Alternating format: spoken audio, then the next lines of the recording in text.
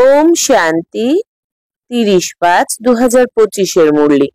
বাবা বলছেন, মিষ্টি বাচ্চারা, তোমরা এখন শান্তিধাম আর সুখধামে যাওয়ার জন্য ঈশ্বরীয় ধামে বসে আছো। এ হলো সতের সঙ্গ, যেখানে তোমরা পুরুষোত্তম হয়ে উঠছ। প্রশ্ন, বাচ্চারা, তোমরা বাবার থেকেও উঁচু নিচে নাও তা কিভাবে?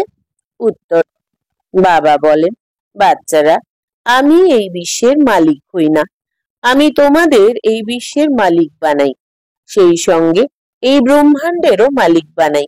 বাচ্চারা, আমি উঁচুর থেকেও উঁচু বাবা তোমাদের নমস্কার জানাই, যে বাবা তোমাদের এমন বানান, তোমরাও তাকে নমস্কার করো। ওম শান্তি। মিষ্টি মিষ্টি আত্মারূপী বাচ্চাদেরকে নমস্কার। তোমরা রেসপন্সও করো না, বলো বাবা নমস্কার। কেননা বাচ্চারা জানে যে বাবা আমাদের যেমন এই ব্রহ্মাণ্ডের মালিক বানান, তেমনি এই বিশ্বের মালিকও বানান। বাবা তো কেবল এই ব্রহ্মাণ্ডের মালিক হন, এই বিশ্বের মালিক হন না।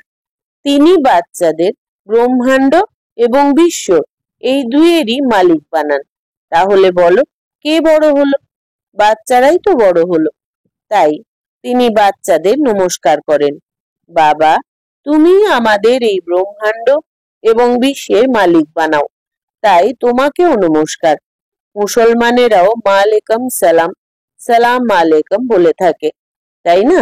বাচ্চারা, তোমাদের এই হলো খুশি, যার নিশ্চয় আছে। নিশ্চয় ছাড়া কেউই তো এখানে আসতে পারে না। এখানে যে আসে সে জানে যে আমি কোনো মনুষ্য গুরুর কাছে যাচ্ছি না। আমরা মনুষ্য বাবার কাছে, মনুষ্য টিচারের কাছে বা মনুষ্য গুরুর কাছে যাই না। তোমরা আসো আত্মিক বাবা, আত্মিক টিচার, আত্মিক সদ্গুরুর কাছে। জগতে তো সেই সব মানুষ অনেকই আছে, এ হলো একই। এই পরিচয় কেউই জানতো না। ভক্তি মার্গের শাস্ত্রেও আছে যে রচয়িতা আর রচনাকে কেউই জানে না, আর এই না জানার কারণে তাদের অনাথ বলা হয়। যে খুব ভালোভাবে পড়াশোনা করে সেই বুঝতে পারে যে আমাদের সকল আত্মার এক বাবা হলেন নিরাকার। তিনি এসেই একাধারে বাবা, টিচার এবং সদ্গুরু হন। গীতাতে কৃষ্ণের নামের মহিমা করা হয়েছে। গীতা হলো সর্বশাস্ত্র শিরোমণি, সর্বোত্তম। গীতাকেই মাতা পিতা বলা হয়। আর যা শাস্ত্র সব আছে তাকে মাতা পিতা বলা হবে না। শ্রীমদ্ ভাগবত গীতা যে মাতা, এমন মহিমা আছে। ভগবানের মুখ কমল থেকে নিঃসৃত এই গীতার জ্ঞান।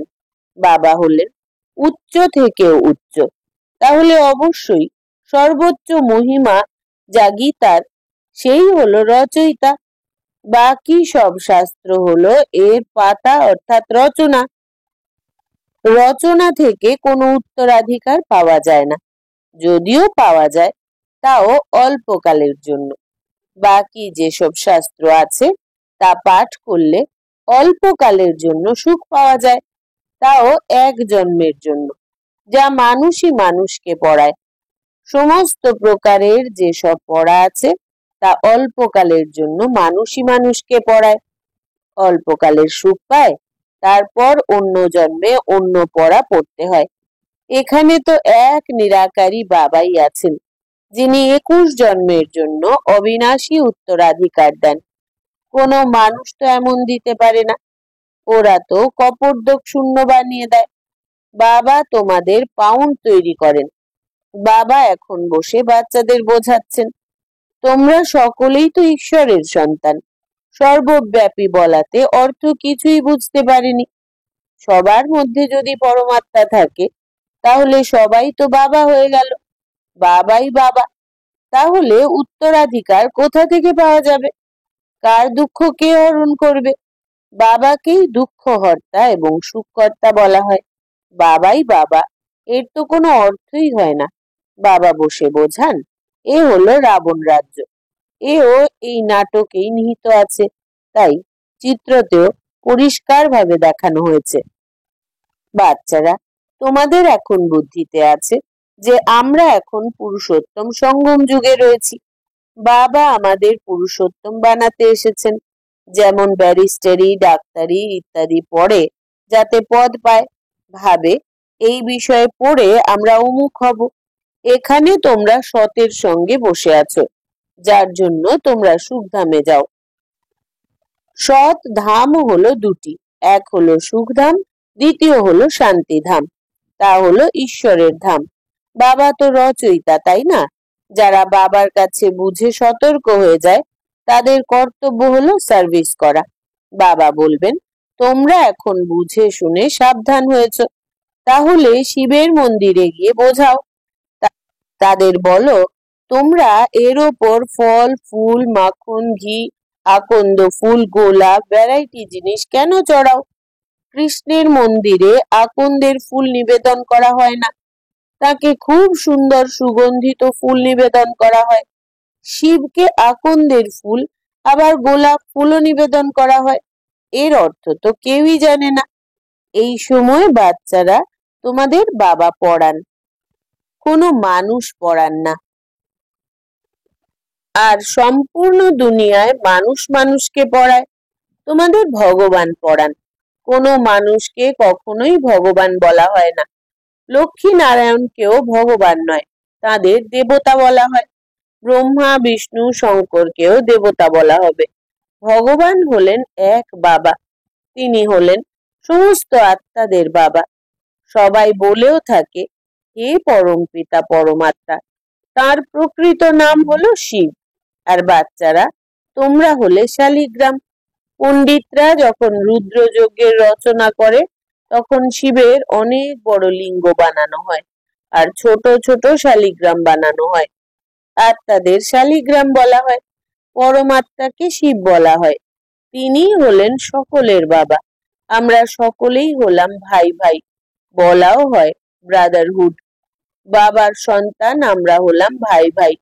তাহলে ভাই বোন কিভাবে হলাম? প্রজাপিতা ব্রহ্মার মুখ দ্বারা প্রজার রচনা করা হয়। তারা হলেন ব্রাহ্মণ আর ব্রাহ্মণী। আমরা প্রজাপিতা ব্রহ্মার সন্তান, তাই আমাদের বিকে বলা হয়। আচ্ছা, ব্রহ্মাকে কে জন্ম দিয়েছে? ভগবান। ব্রহ্মা বিষ্ণু শঙ্কর এই সবই হলো ক্রিয়েশন। সূক্ষ্মবতনেও রচনা হয়েছে। ব্রহ্মা মুখ কমল থেকে তোমরা বাচ্চারা বেরিয়েছ, তোমাদের ব্রাহ্মণ ব্রাহ্মণী বলা হয়। তোমরা ব্রহ্মার সন্তান, ব্রহ্মামুখ বংশাবলী। প্রজাপিতা ব্রহ্মা কিভাবে সন্তানের জন্ম দেবেন? অবশ্যই তিনি অ্যাডাপ্ট করবেন। গুরুদের ফলোয়াররা যেমন অ্যাডাপ্টেড হয়, তাদের বলা হয় শিষ্য।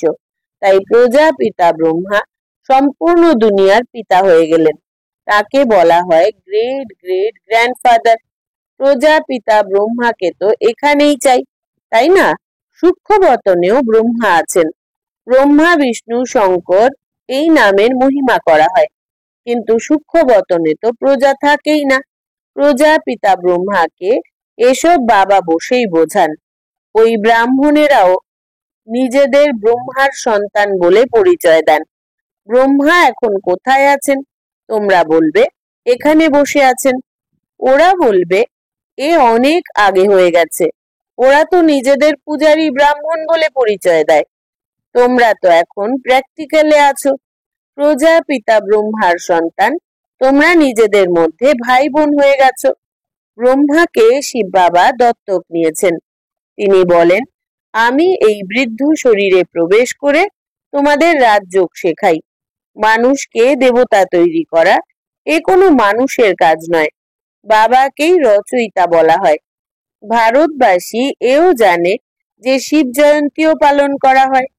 শিব হলেন আমাদের বাবা। মানুষ এও জানে না যে দেবী দেবতাদের এই রাজ্য কে দিয়েছিলেন। স্বর্গের রচয়িতা হলেনই পরমাত্মা, যাকে পতিত পাবন বলা হয়। আত্মা মূল স্বরূপে পবিত্র হয়, তারপর শত রজ এবং তমতে আসে। এই সময়ে কলিযুগে সকলেই তমপ্রধান, সত্যযুগে শতপ্রধান ছিল। আজ থেকে 5000 বছর পূর্বে এই লক্ষ্মী নারায়ণের রাজ্য ছিল। 2500 বছর দেবতাদের ডিনাস্টি চলেছিল, তাদের সন্তানরাও রাজত্ব করেছিল। Lakshmi Narayan the first, the second, এমন ভাবে চলতে থাকে। মানুষ এইসব বিষয়ে কিছুই জানে না। এই সময় হলো সকলেই তমপ্রধান এবং পতিত। এখানে একজন মানুষও পবিত্র থাকতে পারে না। সকলেই ডাকতে থাকে, এ পতিত পাবন এসো। তাহলে এ তো পতিত দুনিয়াই হলো। একেই কলিযুগ বা নরক বলা হয়। নতুন দুনিয়াকে স্বর্গ, পাবন দুনিয়া বলা হয়। এরপরে আবার কি করে পতিত হয় এ কেউই জানে না। ভারতে এমন একজনও মানুষ নেই যে নিজের 84 জন্মকে জানে। মানুষ ম্যাক্সিমাম 84 জন্ম নেয় আর মিনিমাম এক জন্ম। ভারতকে অবিনাশী খণ্ড মানা হয়, কেননা এখানেই শিব বাবার অবতরণ হয়। ভারত খণ্ডের কখনোই বিনাশ সম্ভব নয়। বাকি যা অনেক খণ্ড আছে তার বিনাশ হয়ে যাবে। এই সময় আদি সনাতন দেবী দেবতা ধর্ম প্রায় লোপ হয়ে গেছে। কেউই এখন নিজেদের দেবতা বলে না, কেননা দেবতারা ছিলেন শতপ্রধান পবিত্র। এখন তো সকলেই পতিত এবং পূজারী হয়ে গেছে। এও বাবাই বসে বোঝান, ভগবান উবাচ, তাই না? ভগবান হলেন সকলের বাবা। তিনি একইবার এই ভারতে আসেন। তিনি কবে আসেন? এই পুরুষোত্তম সঙ্গম যুগে। এই সঙ্গম যুগকেই পুরুষোত্তম বলা হয়।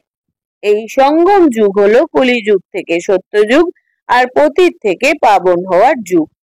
কলিযুগে থাকে পতিত মানুষ, সত্যযুগে থাকে পবিত্র দেবতা। তাই এই যুগকে বলা হয় পুরুষোত্তম সঙ্গম যুগ, যখন বাবা এসে পতিত থেকে পাবন করেন। তোমরা এখানে এসেছো মানুষ থেকে পুরুষোত্তম দেবতা হতে। মানুষ তো এ কথাও জানে না যে আমরা আত্মারা নির্বাণ ধামে থাকি, সেখান থেকেই পার্ট প্লে করতে আসি। এই নাটকের আয়ু হলো 5000 বছর। আমরা এই অসীম জগতের নাটকে পার্ট প্লে করি। এখানে সব মানুষই পার্ট ধারণকারী। এই নাটকের চক্র ঘুরতেই থাকে, কখনোই তা বন্ধ হয় না। এই নাটকে প্রথমের দিকে সত্যযুগে অভিনয় করতে আসে দেবী দেবতা, তারপর ত্রেতাতে আসে ক্ষত্রিয়রা। এই নাটককেও তো জানা চাই, তাই না? এ হলো কাঁটার জঙ্গল, এখানে সব মানুষই দুঃখী। কলিযুগের পরে আবার সত্যযুগ আসে। কলিযুগে তো অনেক মানুষ, সত্যযুগে কত মানুষ থাকবে? খুবই অল্প। আদি সনাতন সূর্যবংশী দেবী দেবতাই থাকবে। এই পুরানো দুনিয়ার এখন পরিবর্তন হতে হবে। মনুষ্য সৃষ্টি থেকে আবার দেবতাদের সৃষ্টি হবে। ভারতে আদি সনাতন দেবী দেবতাদের ধর্ম ছিল, কিন্তু এখন তোমরা নিজেদের দেবতা বলো না। তোমরা নিজের ধর্মই ভুলে গেছো। এ কেবল ভারতবাসী যারা নিজের ধর্ম ভুলে গেছে। হিন্দুস্তানে থাকার কারণে নিজেদের হিন্দু বলে দেয়। দেবতারা পবিত্র ছিল, এরা হলো পতিত, তাই নিজেদের দেবতা বলতে পারে না। তারা দেবতাদের পূজা করতে থাকে, নিজেদের পাপী নীচ বলে। বাবা এখন বোঝাচ্ছেন, তোমরাই পূজ্য ছিলে, আবার তোমরাই পূজারী পতিত হয়েছ। আমি সেই, এই অর্থ তিনি বুঝিয়েছেন। ওরা তো বলে দেয় আত্মাই পরমাত্মা। এ হলো মিথ্যা মায়া। সত্য যুগে এমন বলবে না।